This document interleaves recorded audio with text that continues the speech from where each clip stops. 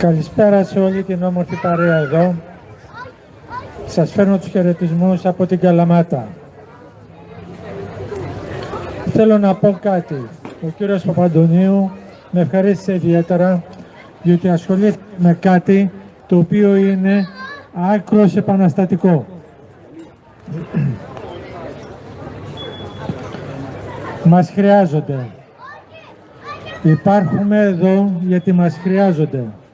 Και ξέρετε κάτι, μας φοβούνται. Μας φοβούνται. Όλα αυτά που κάνουνε είναι γιατί μας φοβούνται. Αν δεν μας φοβόντουσαν, θα μας είχαν αφήσει την ησυχία μας. Το ζήτημα είναι το εξής. Λέει μια παροιμία, αν δεν γονατίσεις, δεν θα ανέβει κανείς στην πλάτη σου. Τέλος πάντων, ας σηκώσουμε το ανάστημά μας, ας αναλάβουμε τη δική μας ευθύνη, ο καθένας για τον εαυτό του, και ας προχωρήσουμε όλοι μαζί, αλλά όλοι μαζί. Μιλήσαμε, άκουσα που υπόθηκε για πολιτική ανυπακοή. Σε τι απ' όλα? Μας βάζουνε φόρους. Γιατί να τους πληρώσουμε? Για ποιο λόγο? Μας βάζουνε τέλη κυκλοφορίας. Για ποιο λόγο να τα πληρώσουμε? Μας βάζουνε διόδια. Για ποιο λόγο να τα πληρώσουμε? Μας φοβίζουν. Ποιοι είναι αυτοί που προσπαθούν να μας φοβήσουν? Και το χειρότερο απ' όλα, γιατί τους φοβόμαστε? Κάτω στην Καλαμάτα, και αυτό ήρθα εδώ να σας πω, είμαστε μια ομάδα και έχουμε αποφασίσει να χωρίσουμε το Δήμο μας σε γειτονιές. Σε κάθε γειτονιά θα μαζευτούμε και κάθε γειτονιά θα μοιράζει την ελπίδα, θα μοιράζει τη γνώση, όχι την ελπίδα, τη γνώση της δύναμής μας. Δεν πληρώνουμε ΔΕΗ, γιατί η ΔΕΗ, αν σκεφτείτε, αν το ξέρετε, δεν ξέρω, στην Ισπανία πληρώνουν 85 ευρώ στη Μέγα κιλοβατόρα. Στην Ελλάδα την αγοράζουν 250 ευρώ τη Μέγα κιλοβατόρα. Γιατί να το πληρώσω? Γιατί? Εγώ επέλεξα αυτό? Εγώ επέλεξα, που δεν το έκανα, αλλά εν πάση περιπτώσει σαν λαός, κι αν είναι αλήθεια αυτό, επιλέξαμε τον Κούλι να είναι από πάνω μας. Ο Κούλης κάνει χαζές επιλογές. Πρέπει εγώ να πληρώσω? Εάν εγώ κάνω μια λάθος επιλογή στη δουλειά μου, μια λάθος κίνηση, θα με πετάξουνε. Γιατί δεν το πετάμε? Ωραία, ωραία, δεν το πετάμε. Λοιπόν, τον αφήνουμε εκεί πάνω σαν μαριονέτα. ΔΕΗ δεν πληρώνουμε εμείς κάτω στην Καλαμάτα και ούτε μας ενδιαφέρει. Τέλη κυκλοφορίας δεν πληρώνουμε, εφορία δεν πληρώνουμε, ταμεία δεν πληρώνουμε.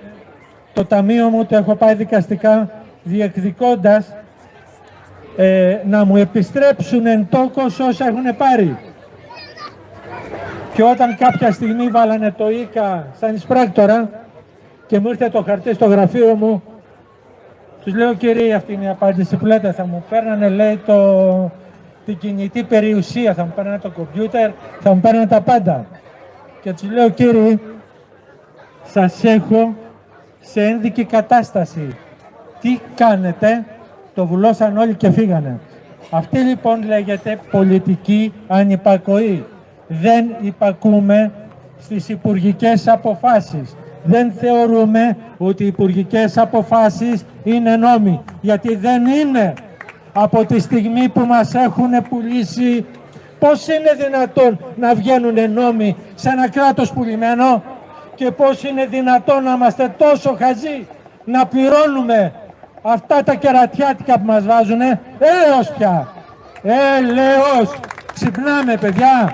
Ξυπνάμε! Μαζευόμαστε και πάμε ομαδικά. Θα σας πω κάτι να γελάσετε.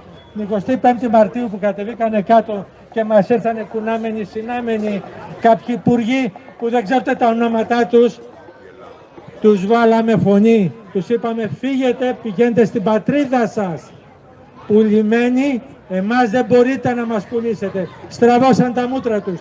Μας ρίξανε πάνω μας καμιά 50 ασφαλίτες και προλάβανε 2 από τα παιδιά τα δικά μας και τα χώσανε μέσα στη φυλακή για 2 ώρες μέχρι να περάσει η παρέλαση και μετά τους αφήσανε. Παιδιά, αν ήμασταν 500, θα βουτάγανε αυτούς και θα τους χώνανε στη φυλακή για να τους σώσουνε. Αυτή είναι η δύναμή μας. Καταλάβετε το. Αυτή είναι η δύναμή μας. Ήρθαμε λοιπόν εδώ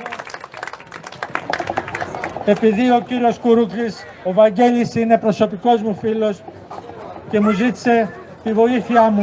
Ποια βοήθειά μου? Να του πω και να σας πω αυτά τα πράγματα. Ξέρω ότι είστε από διάφορους δήμους. Χαρά μου θα είναι να κουβεντιάσω, να μιλήσω με όλους σας. Χαρά μου είναι να σας δω να κάνετε αυτό που κάνουμε εμείς κάτω. Είναι δύσκολο, παιδιά, είναι δύσκολο. Γιατί? Διότι φοβόμαστε. Το 2021, το Μάρτιο περίπου, όταν γινόταν μια ομιλία κάτω στην Καλαμάτα, σε κεντρική πλατεία, σηκώθηκε κάποιος ομιλητής και είπε «Φοβάμαι». Και τον χειροκροτήσανε προς μεγάλη μου έκπληξη. Οκ, λέω να μιλήσω. Τότε είχε γίνει κάτω, αν θυμόσαστε, στην Κρήτη, στο Ηράκλειο, μια προσπάθεια από την αστυνομία, αυτούς που φοράνε τις μαύρες στολές, και είχαν πάρει τον ιδιοκτήτη ενός εστιατορίου για να τον πάνε μέσα. Και σηκώθηκε ένας από εκεί που έτρωγε και λέει «Παιδιά, είναι ένας». Είπε «Παιδιά, ντροπή είναι αυτό». Τι είπες? Του λέει «Ντροπή». Τον βουτάνε και αυτόν μέσα. Και λέω, αν ήμουνα στη θέση αυτών των δύο, θα φοβόμουν κι εγώ. Όμως, τι έπρεπε να κάνουν εκεί οι υπόλοιποι που βγάλανε τα κινητά, βιντεοσκοπήσανε και μοιράσανε φόβο, το φόβο τους μοιράσανε.